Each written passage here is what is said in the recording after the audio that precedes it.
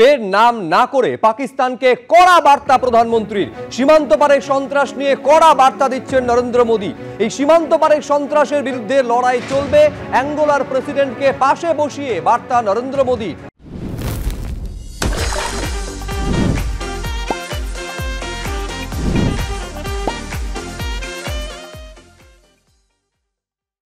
মানবতার জন্য সবচেয়ে বিপজ্জনক হলো সন্ত্রাসবাদ।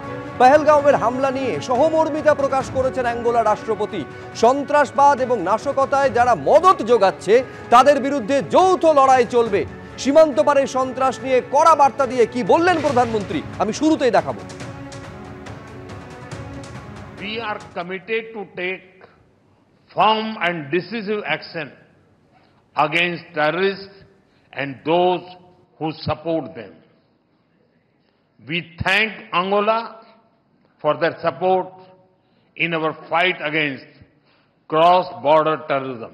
आतंकवाद मानवता के लिए सबसे बड़ा खतरा है। पहलगाम में हुए आतंकी हमले में मारे गए लोगों के प्रति राष्ट्रपति लॉरेंसो और अंगोला की संवेदनाओं के लिए मैं उनका आभार व्यक्त किया। We are committed to take firm and decisive action against terrorists and those who support them. We thank Angola for their support in our fight against cross-border terrorism.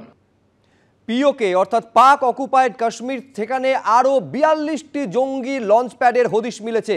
পাক অধিকৃত কাশ্মীরের পাক সেনা চৌকির কাছে এই সমস্ত লঞ্চ প্যাডের হদিশ মিলেছে।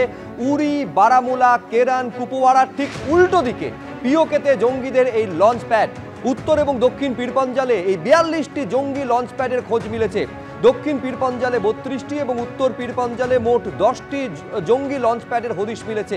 এই 42টি জঙ্গি লঞ্চ প্যাডে 110 থেকে 130 জন জঙ্গি রয়েছে বলে সূত্র মারফত খবর পাওয়া যাচ্ছে।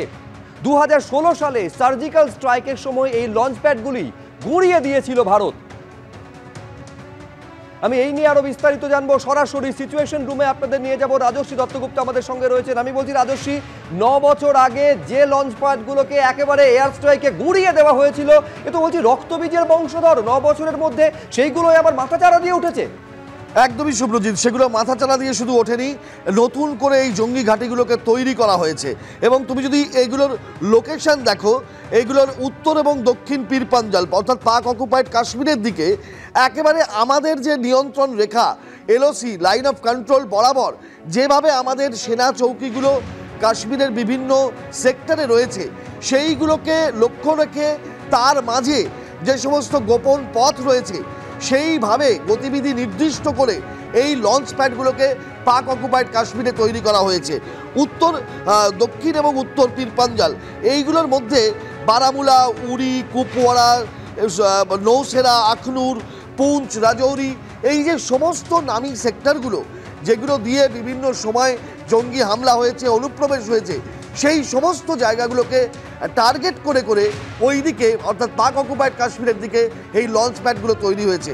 42টা জঙ্গি ঘাঁটি এবং গড়ে 100 থেকে 130 জন জঙ্গি এই ঘাঁটিগুলোতে একেবারে রেডি অবস্থায়, প্রস্তুত অবস্থায় তৈরি থাকেন। কীরকম অবস্থান? এরা কিন্তু প্রশিক্ষিত জঙ্গি, এরা অন্য জায়গায় দীর্ঘদিন প্রশিক্ষণ নিয়ে তারা এই লঞ্চ প্যাডগুলোতে অবস্থান করে।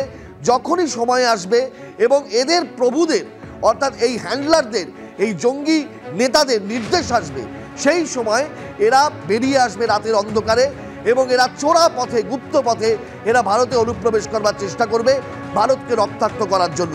এই হচ্ছে উদ্দেশ্য এবং সেই উদ্দেশ্য সাধনের জন্য পাক সেনাবাহিনী এবং পাক গুপ্তচর সংস্থা আইএসআই তারা লাগাতার অবিরাম এই জঙ্গি গোষ্ঠীগুলোকে সাহায্য করে চলে। তুমি যদি দেখো 42টা লঞ্চ প্যাডে যদি গড়ে 100 থেকে 130 জন ধরে নিই আমি প্রশিক্ষিত জঙ্গি অবস্থান করে, তাহলে প্রায় সেই সংখ্যাটা দাঁড়ায় 4000-এরও বেশি। এই এত পরিমাণ জঙ্গিকে প্রশিক্ষণ দিয়ে এরা মজুত করে রাখছে ভারতবর্ষকে রক্তাক্ত করার জন্য। এদের মধ্যেই একটা দল কিন্তু এসে এই পেহেলগাঁওতে অ্যাটাক করেছে, এমনটাই মনে করা হচ্ছে। এবং বিভিন্ন সময় আমরা শুনছি প্রত্যেক দিন লাইন অফ কন্ট্রোল বরাবর পাকিস্তান গুলিগোলা বর্ষণ করছে, অর্থাৎ সিজ ফায়ার ভায়োলেশন করছে। গোয়েন্দারা মনে করছেন এটাও নজর ঘোরানোর জন্য, কারণ এই সিজ ফায়ার ভায়োলেশনে যখনই একটা লড়াইয়ের পরিস্থিতি তৈরি হবে তখন সেনাবাহিনী ওইদিকে একেবারে সঠিক।